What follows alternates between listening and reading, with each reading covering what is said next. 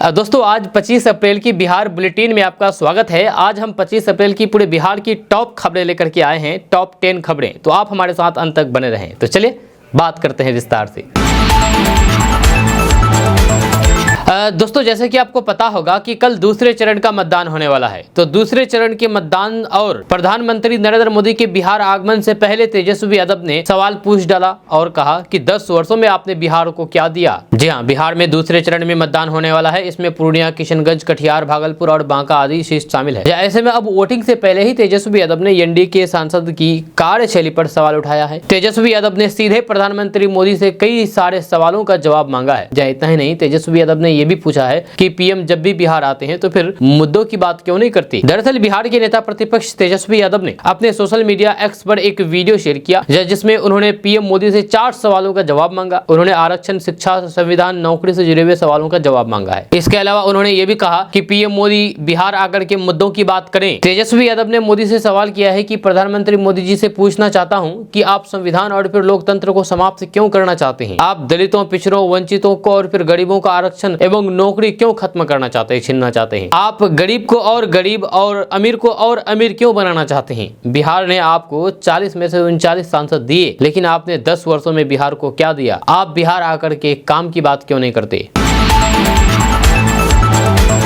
बिहार में 15 साल मुसलमानों के बदौलत राज करने वाले लालू ने भी सिर्फ 2 मुस्लिमों को ही इस बार टिकट दिया। जी हाँ, आपको बता दें कि लोकसभा चुनाव 2024 में बिहार में सभी राजनीतिक दलों ने मुस्लिम उम्मीदवारों को चुनावी मैदान में उतारने में जबरदस्त कंजूसी दिखाई है। एनडीए गठबंधन में जदयू की ओर से सिर्फ 1 मुस्लिम उम्मीदवार को टिकट दिया गया, जबकि बीजेपी एक भी मुस्लिम कैंडिडेट नहीं उतारा है। जी हाँ, जबकि मुस्लिम यादव को वोट बैंक के दम पर साल 1990 से 2005 तक लगातार 15 साल तक बिहार में अकेले दम पर सरकार चलाने वाली राजद ने सिर्फ 2 मुस्लिम उम्मीदवारों को ही चुनावी मैदान में उतारा। जहाँ कांग्रेस ने भी 2 मुस्लिम नेताओं को अपना प्रत्याशी बनाया है। इंडिया गठबंधन में शामिल अन्य दलों, वीआईपी और वामपंथी पार्टियों ने किसी भी मुस्लिम चेहरे को चुनावी मैदान में नहीं उतारा है। वहीं पर इंडिया गठबंधन में बीजेपी, राष्ट्रीय लोक मोर्चा, हिंदुस्तानी अवाम मोर्चा, लोक जनशक्ति पार्टी रामविलास ने किसी भी मुस्लिम चेहरे को प्रत्याशी नहीं बनाया है। हालांकि इन सभी राजनीतिक दलों को मुस्लिम मतदाताओं की वोट भरपूर संख्या में चाहिए, लेकिन मुस्लिम कैंडिडेट नहीं चाहिए। जब मुस्लिम कैंडिडेट से परहेज करते हैं ये राजनीतिक दल और मुस्लिम वोट भरपूर मात्रा में चाहिए।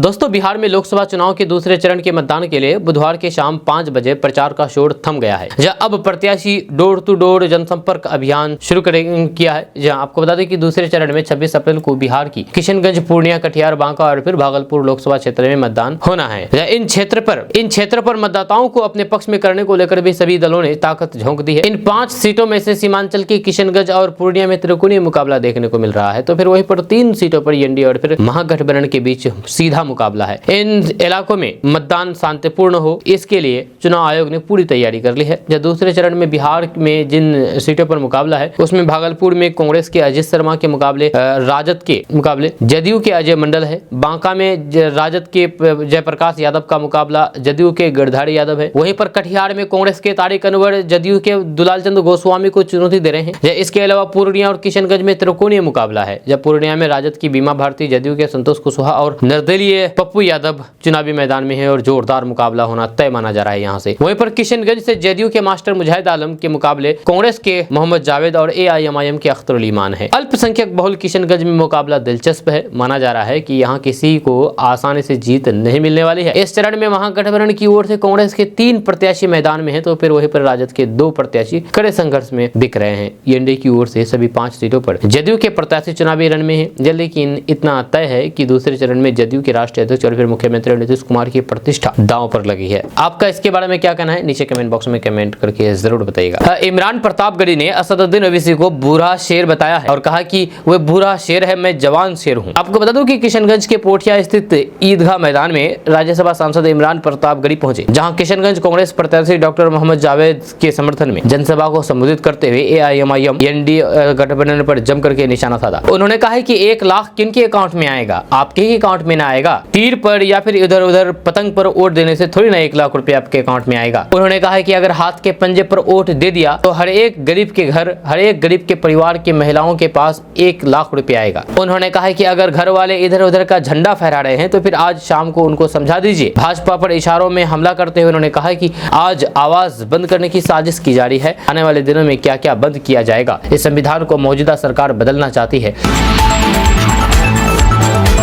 कांग्रेस में एआईएमआईएम के सुप्रीमो असदुद्दीन ओवैसी ने कहा कि 26 अप्रैल को आपको एक तारीख बनाना है जब उस दिन जुमे का दिन है, जब मुबारक दिन है और उस दिन शैतानी ताकत को कामयाबी नहीं मिलेगी, नहीं शैतान को कामयाब मिलेगी। जब उस दिन किसकी कामयाबी होगी? आपकी कामयाबी होगी। इसलिए नमाज पढ़ने से पहले और फिर बाद में दोनों समय वोट डालिए। वो भी एआईएमआईएम के पक्ष में। असदुद्दीन ओवैसी ने कहा कि मोदी सिर्फ इस देश के मुसलमान से नफरत की गारंटी दे सकते हैं। जब वो दुबई जाते हैं तो फिर सबसे गले मिलते हैं, हाथ पकड़ करके चलते हैं। वहीं पर जब भारत के मुसलमान की बात आती है तो फिर हम लोग घुसपैठिए हो जाते हैं। हम अगर घुसपैठिए हैं तो फिर वे बताएं कि आरएसएस ने भारत की आजादी में क्या योगदान दिया।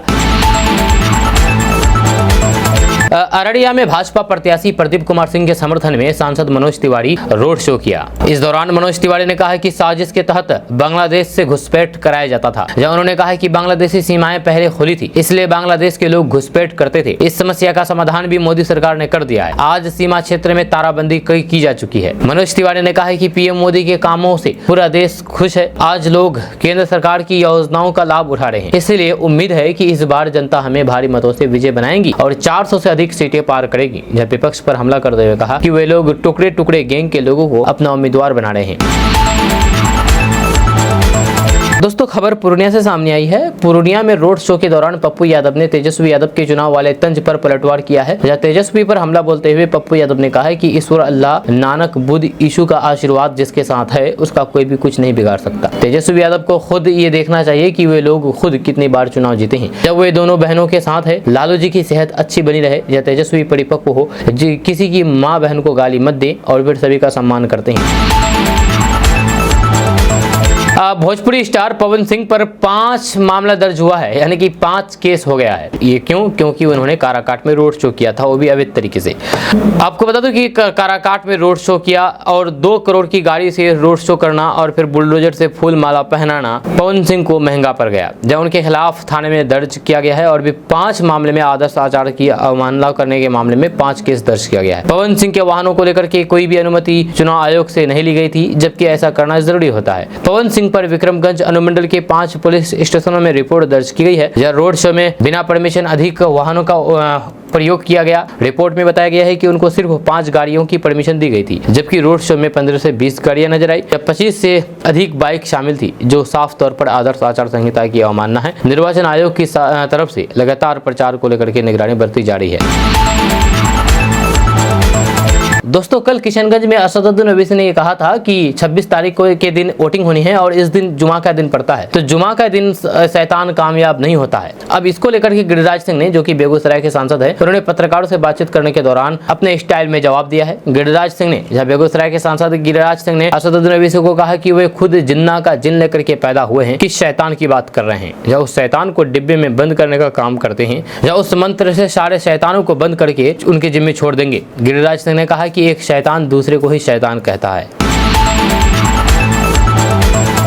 खबर पटना से सामने आई है। पटना जंक्शन के पास यात्री को झांसा देकर के शातिर ने एटीएम से 5000 रुपए निकाल लिए, जब पीड़ित ने स्थानीय लोगों की मदद से उसे पकड़ करके कोतवाली पुलिस के हवाले कर दिया। आरोपी अजित कुमार का आपराधिक इतिहास रहा है, जब पहले भी कई मामले में जेल जा चुके हैं। आपको बता दूं कि पीड़ित देवराज कुमार ने बताया है कि आंध्र प्रदेश से मजदूरी करके पटना पहुंचा था, यहाँ से खगड़िया के लिए ट्रेन पकड़नी थी। जंक्शन के पास अजित और फिर उनके साथियों से मुलाकात हुई। बातचीत करने के दौरान उसने बताया है कि उसका भाई बैंक मैनेजर है और फिर मानसी की तरफ से गाड़ी से जाने वाला है, जहां हम लोग साथ में निकल जाएंगे। जहां उनके झांसे में आकर के अपना एटीएम कार्ड, 3 मोबाइल दे दिया। जब कुछ देर बाद उसने साथियों के साथ वो फरार हो गया। जब उन्होंने कहा कि अजित को खोजते खोजते स्टेशन से बाहर जीपीआर की तरफ गया तो फिर देखा कि पान की दुकान पर खड़ा है। जब मुझे देख करके वो भागने लगा, स्थानीय लोगों की मदद से उसे पकड़ करके पुलिस के हवाले कर दिया। आरोपी ने पीड़ित को एटीएम और फिर मोबाइल वापस दे दिया है, जहाँ उनके एटीएम से 5000 रुपए निकाल लिया था, जिसे पुलिस को सौंप दिया गया है।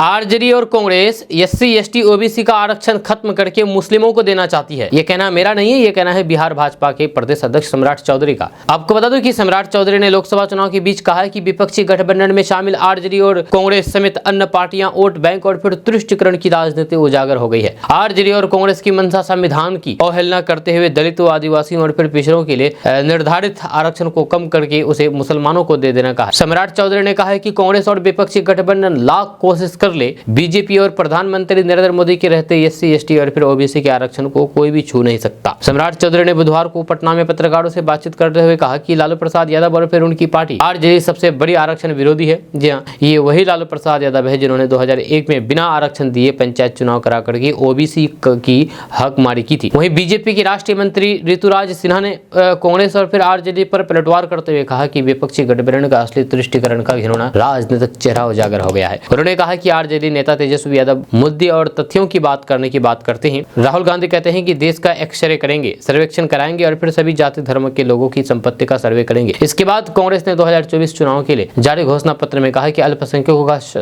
सशक्तिकरण आवश्यक है।